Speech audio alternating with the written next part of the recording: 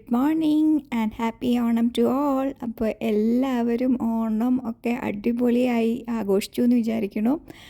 അപ്പോൾ എൻ്റെ ഓണം നന്നായിട്ട് പോയി. അപ്പോൾ രാവിലെ തന്നെ ബ്രേക്ക്ഫാസ്റ്റൊക്കെ ഉണ്ടാക്കി. അപ്പോൾ ഇന്ന് ഞാൻ ഗ്രീൻ പീസും ദോശയാണ് കേട്ടോ എനിക്ക്. ഈ ഗ്രീൻ പീസ് കറി ഭയങ്കര സിമ്പിളാണ് കേട്ടോ, പെട്ടെന്ന് ഉണ്ടാക്കിയെടുക്കാം. അപ്പോൾ ഗ്രീൻ പീസ് തലേദിവസം കുതിർത്ത് വയ്ക്കുക. എന്നിട്ട് അതിലേക്ക് വെള്ളിയുള്ളിയും പിന്നെ ഇഞ്ചി വെളുത്തുള്ളി പേസ്റ്റ്, പിന്നെ എരിവിന് ആവശ്യത്തിനുള്ള പച്ചമുളക് ഞാൻ 2 ഇട്ടത്, പിന്നെ അതുപോലെ മഞ്ഞൾപ്പൊടി, ഗരം മസാല, മല്ലിപ്പൊടി ഇതെല്ലാം ഇട്ടിട്ട് വെള്ളം ഒഴിച്ചിട്ട് ആവശ്യത്തിന് ഉപ്പും ചേർത്തിട്ട് വേവിക്കുക. വെന്ത് കഴിഞ്ഞ് കഴിഞ്ഞാൽ പിന്നെ താളിക്കുക. വെളിച്ചെണ്ണയിൽ കടുകും വറ്റൽമുളകും കറിവേപ്പിലയൊക്കെ ഇട്ട് പൊട്ടിച്ചിട്ട് ഇതിലേക്ക് താളിച്ചാൽ മതി. അപ്പോൾ എൻ്റെ ഗ്രീൻ പീസിൽ ഇന്ന് വെള്ളം കുറച്ച് കുറവായിരുന്നു. അതുകൊണ്ട് ഞാൻ ഇത്തിരി ചൂടുവെള്ളം കൂടി ഒഴിച്ച് കുറച്ച് ഗ്രേവിയാക്കി. പിന്നെ ഞാൻ പറഞ്ഞില്ലേ, എനിക്ക് ദോശയായിരുന്നു. ദോശയും ഈ ഗ്രീൻ പീസ് കറി നല്ല ടേസ്റ്റാണ് കേട്ടോ. അപ്പോൾ എല്ലാവരും ഒന്ന് ഉണ്ടാക്കി നോക്കൂ കേട്ടോ, ഈ ഗ്രീൻ പീസ് കറി എങ്ങനെയുണ്ട് എന്നുള്ളത്. എന്നിട്ട് എന്നോട് അഭിപ്രായവും പറയണേ. അപ്പോൾ ഇന്നത്തെ Thiruvonam special green peas and dosa ഞാൻ കഴിക്കട്ടെ. നിങ്ങൾക്കൊക്കെ എന്തായിരുന്നു തിരുവോണത്തിന് സ്പെഷ്യൽ ബ്രേക്ക്ഫാസ്റ്റ്? അങ്ങനെ ബ്രേക്ക്ഫാസ്റ്റൊക്കെ കഴിഞ്ഞ് ഇനി അടുത്തത് പൂക്കളം ഇടലാണ്. അപ്പോൾ എനിക്ക് ഈ ബിൽഡിങ്ങിൻ്റെ താഴെ തന്നെ പൂക്കൾ കിട്ടും കേട്ടോ. പെരുമാൾ ഫ്ലവേഴ്സ് എന്ന് പറഞ്ഞിട്ട് ഒരു ഷോപ്പ് ഉണ്ട്. അപ്പോൾ അവിടെ എല്ലാ ടൈപ്പ് പൂക്കളും കിട്ടും. അപ്പോൾ ഇപ്രാവശ്യം ഞാൻ മേടിച്ചത് എനിക്കെല്ലാം കൂടി 45 dirhams കേട്ടോ ആയത്. അപ്പോൾ അതിൽ കുറച്ച് ചെണ്ടുമല്ലി, റോസ് ഒരു ഓറഞ്ചും പിന്നെ ഒരു റെഡും പിന്നെ വാടാമല്ലി, അങ്ങനെ കുറച്ച് പൂക്കളാട്ടോ ഞാൻ മേടിച്ചത്. അപ്പോൾ ഇതെല്ലാം തലേ ദിവസം വാങ്ങിയിട്ട് എല്ലാം പെറ്റലെല്ലാം അടർത്തി വെക്കുകയാണ് കേട്ടോ.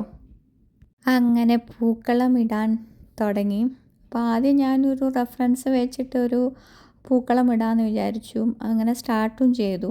പക്ഷേ എനിക്ക് വരയ്ക്കാത്തതുകൊണ്ട് ഒരു കറക്റ്റ് ആക്യുറസി കിട്ടുന്നുണ്ടായിരുന്നില്ല. അപ്പോൾ ഞാൻ പൊതുവേ അങ്ങനെ വരയ്ക്കാണ്ടാണ് കേട്ടോ പൂക്കളം ഇടൽ. അപ്പോൾ ഇപ്രാവശ്യം ഒരു റെഫറൻസ് ഉണ്ട്. അപ്പോൾ എനിക്കത് ഭയങ്കര ഇഷ്ടപ്പെട്ടു. ഭയങ്കര ഒരു ട്രയാങ്കിളും റെക്റ്റാങ്കിളും ഒക്കെ ആയിട്ട് നല്ല അടിപൊളി ഒരു ഇതായിരുന്നു. പക്ഷെ അത് വരയ്ക്കാൻ പറ്റാത്തതുകൊണ്ട് കറക്റ്റായിട്ട് അതിൻ്റെ ഒരു ഇത് കിട്ടുന്നുണ്ടായിരുന്നില്ല. അങ്ങനെ കുറേ നേരം അത് മാറ്റി മറിച്ചൊക്കെ ഇട്ട് നോക്കി. പക്ഷേ അവസാനം തോൽക്കേണ്ടി വന്നു. വരയ്ക്കേണ്ട നമുക്ക് അതുപോലത്തെ പൂക്കളം ഇടുക എന്ന് പറഞ്ഞാൽ ഭയങ്കര പാടുള്ള കാര്യം. വരച്ചിട്ടാണെങ്കിൽ നമുക്ക് പെട്ടെന്ന് തീരും. അപ്പോൾ എൻ്റെ കയ്യിലാണെങ്കിൽ പിന്നെ വേറെ ഐഡിയ ഒന്നുമില്ല. അങ്ങനെ ഞാൻ മാറ്റി 2 പ്രാവശ്യം മാറ്റി. ആദ്യം ഒരു റെഫറൻസിൽ ചെയ്തു, പിന്നെ സ്വന്തമായിട്ട് ഒന്ന് റെഫറൻസും എൻ്റെ ഇതും കൂടി ഇതാക്കി മിക്സ് ചെയ്തിട്ട് ചെയ്യാൻ വിചാരിച്ചു. അതൊന്നും നടന്നില്ല. അങ്ങനെ സ്വന്തം എൻ്റേതായ രീതിക്ക് തന്നെ ഞാൻ അങ്ങ് വീണ്ടും ഇട്ടു. അതേ നടക്കുള്ളൂ. എനിക്ക് ഈ റെഫറൻസ് നോക്കി ചെയ്യൽ തീരെ പറ്റുന്ന ഒരു കാര്യമല്ല. പ്രത്യേകിച്ച് വരയ്ക്കും കൂടി ചെയ്യാതെ ഒരു അപ്രോക്സിമേറ്റ് ഇത് വെച്ച് ചെയ്യാന്ന് പറയുന്നത് പറ്റണ കാര്യമല്ല എനിക്ക്. അപ്പം ഞാൻ സ്വന്തം ഐഡിയയിൽ അങ്ങോട്ട് ഇട്ടു, എന്താവട്ടെ വിചാരിച്ചു. അങ്ങനെ മണിക്കൂറുകളുടെ അധ്വാനത്തിന് ശേഷം ഫൈനലി എൻ്റെ പൂക്കളം ഇവിടെ റെഡിയായിരിക്കുകയാണ്. അപ്പോൾ എങ്ങനെയുണ്ട്, എല്ലാവർക്കും ഇഷ്ടപ്പെട്ടോ? ഇടയ്ക്കിടയ്ക്ക് വെച്ച് ഞാൻ കുറേ ഡിസൈനൊക്കെ മാറ്റി അവസാനം ഫൈനലായിട്ട് ഇങ്ങനെയാണ് കേട്ടോ ആയത്. എല്ലാവരും കമൻറ്റ് ചെയ്യണേ എൻ്റെ പൂക്കളം എങ്ങനെയുണ്ട് എന്നുള്ളത്. അപ്പോൾ ഇന്ന് തിരുവോണമായിട്ട് സദ്യ ഒന്നും ഉണ്ടാക്കുന്നില്ല, പക്ഷെ വേറെ 2 ഐറ്റം ഉണ്ടാക്കുന്നുണ്ട്. അതിൽ ആദ്യത്തെയാണ് ഈ പരിപ്പ് കറി. ആക്ച്വലി എനിക്ക് ഈ പരിപ്പ് കറീനെ പറ്റി അറിവില്ലായിരുന്നു കേട്ടോ. കല്യാണം കഴിഞ്ഞ് കഴിഞ്ഞിട്ടാണ് ഇങ്ങനെ ഒരു പരിപ്പ് കറീനെ പറ്റി ഞാൻ അറിയണത്. അപ്പോൾ ഈ പരിപ്പ് എന്ന് പറയുന്നത് ചെറുപയർ പരിപ്പിൻ്റെ പരിപ്പാണ്. അത് മഞ്ഞൾപ്പൊടിയും കുറച്ച് ഉപ്പും ഇട്ടിട്ട് വേവിക്കും. പിന്നെ അതിലേക്കൊരു കൂട്ട് വേണം. തേങ്ങയും വെളുത്തുള്ളിയും പിന്നെ പച്ചമുളകും ഇട്ടിട്ട് നല്ല പേസ്റ്റായിട്ട് അരയ്ക്കും. എന്നിട്ട് അത് ഈ വെന്ത പരിപ്പിലേക്ക് ആഡ് ചെയ്യും. എന്നിട്ട് അത് നെയ്യും കൂട്ടിയിട്ട് കഴിക്കും കേട്ടോ. ആക്ച്വലി എനിക്കിതറിയില്ല. ഞങ്ങളുടെ അവിടെയൊക്കെ പരിപ്പ് സെപ്പറേറ്റ് വെറും പരിപ്പ് മാത്രമേ ഉള്ളൂ. അപ്പോൾ ഇതെനിക്കൊരു പുതിയ റെസിപ്പിയാണ്. നിങ്ങളാരെങ്കിലും ഇതുപോലത്തെ റെസിപ്പി ഉണ്ടാക്കിയിട്ടുണ്ടെങ്കിൽ പറയണേ. അപ്പോൾ ഇനി ഈ പരിപ്പ് കറി ഒന്ന് താളിക്കൂടി ചെയ്യണേ. അപ്പോൾ ആസ് യൂഷ്വൽ താളിക്കാൻ നമ്മുടെ വെളിച്ചെണ്ണയും കടുകും വറ്റൽമുളകും പിന്നെ ഇത്തിരി കറിവേപ്പില ഇട്ടിട്ട് താളിക്കുക. അപ്പം ഞാൻ ആക്ച്വലി ഇത് കഴിക്കുന്നതിൻ്റെ തൊട്ട് മുന്നേ ആണ് കേട്ടോ ഈ പരിപ്പ് കറി താളിച്ചത്. അതുകൊണ്ടാണ് വേറൊരു കോസ്റ്റ്യൂമിൽ കാണുന്നത്. ഇനി അടുത്ത റെസിപ്പി പഴംനുറുക്ക്. ഞാനിവിടെ 3 പഴുത്ത നേന്ത്രപ്പഴം എടുത്തിട്ടുണ്ട്. ഇത് ആക്ച്വലി ഞാൻ തിരുവോണത്തിന് ഉണ്ടാക്കാൻ വേണ്ടി സേവ് ചെയ്ത് വെച്ചൊരു റെസിപ്പിയാണ് കേട്ടോ. ഈ അടുത്ത കാലത്താണ് ഞാൻ ഇങ്ങനത്തെ ഒരു റെസിപ്പീനെ പറ്റി അറിയുന്നത്. അപ്പോൾ ഞാൻ നേന്ത്രപ്പഴം മേടിച്ച് വെച്ചിട്ടുണ്ടായിരുന്നു. പക്ഷേ കുറച്ച് പഴുപ്പ് ജാസ്തിയായിപ്പോയി. എന്നാലും കുഴപ്പമില്ല, പഴുക്കുമ്പോൾ ടേസ്റ്റ് കൂടുമല്ലോ. അങ്ങനെ ഈ നേന്ത്രപ്പഴം ഒരു 3 എണ്ണം ഉണ്ടായിരുന്നു എൻ്റെ അടുത്ത്. അത് ഇങ്ങനെ മുറിച്ചിട്ട് നെയ്യിലിട്ടിട്ട് വാട്ടും. അതിൻ്റെ ഇടയിൽ ഈ ശർക്കര ഒന്ന് പാനിയാക്കി കുറുക്കിയെടുക്കണം. അപ്പം എൻ്റെ ശർക്കര അത്ര കളറില്ല, ഒരു ലൈറ്റ് കളറാണ് കേട്ടോ. ഇനി നെക്സ്റ്റ് ഒരു പാൻ വെച്ചിട്ട് നെയ്യ് ഉരുക്കിയിട്ട് ഈ പഴം അതിലൊന്ന് വഴറ്റുക. എന്നിട്ട് ശർക്കര പാനിയും കൂടി അതിൽ ചേർത്തിട്ട് വെന്ത് ഉടഞ്ഞു പോവരുത്, ഒന്ന് അതിൽ ശർക്കര പാനിയിലൊന്ന് വേവിച്ചെടുക്കുക. അപ്പോൾ എൻ്റെ നെയ്യ് എന്ന് പറയുന്നത് ഞാൻ നാട്ടിൽ നിന്ന് കൊണ്ടുവന്ന കേട്ടോ.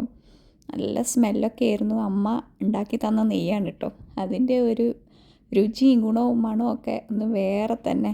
അപ്പോൾ അതാ ശർക്കര പാനിയും പഴവും ഒന്ന് വറ്റി ലയിച്ച് വന്നിട്ടുണ്ട്. അപ്പോൾ അതിലേക്ക് ഇനി നമുക്ക് തേങ്ങാപ്പാൽ ചേർക്കണം.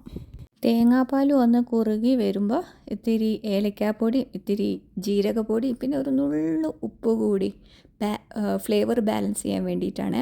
എല്ലാം കൂടി ചേർത്ത് ഇളക്കി റെഡിയായി നമ്മുടെ പഴംനുറുക്ക്. മധുരം ഇഷ്ടമുള്ള എല്ലാവർക്കും ഇത് ഇഷ്ടപ്പെടും. ഒന്ന് ട്രൈ ചെയ്ത് നോക്കണേ, എന്നിട്ട് അഭിപ്രായം പറയണേ. ഞാൻ പരിപ്പ് കറി ഉണ്ടാക്കുന്നതിൻ്റെ ഇടയിലാണ് കേട്ടോ സദ്യ വന്നത്. അങ്ങനെ സദ്യയൊക്കെ പോയി മേടിച്ചു. ലുലുവിൻ്റെ സദ്യയാണ് കേട്ടോ ഇപ്രാവശ്യം മേടിച്ചത്.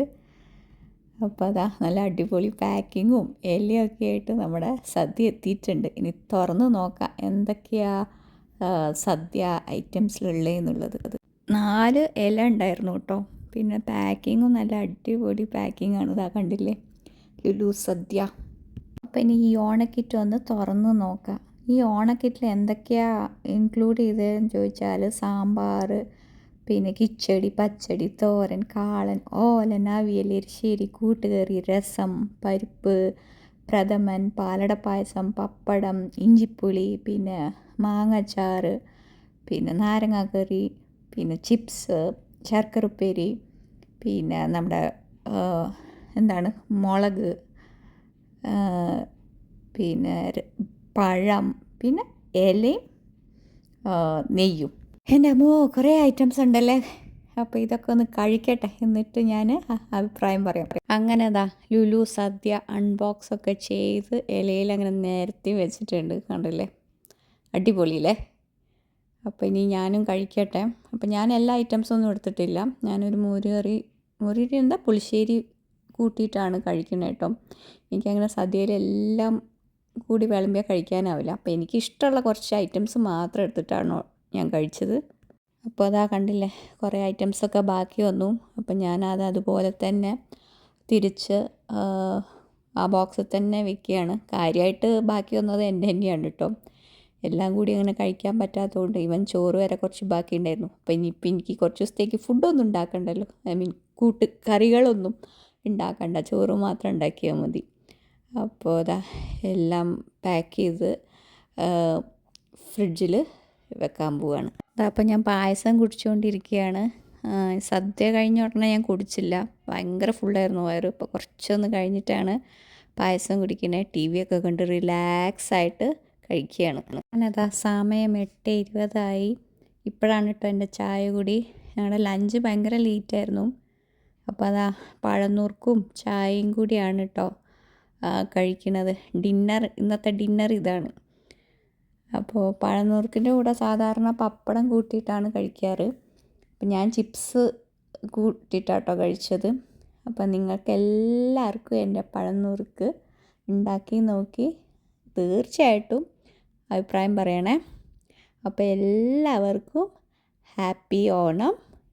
അടുത്ത വീഡിയോയിൽ നമുക്ക് വീണ്ടും കാണാം. അതുവരെ ബൈ ബൈ.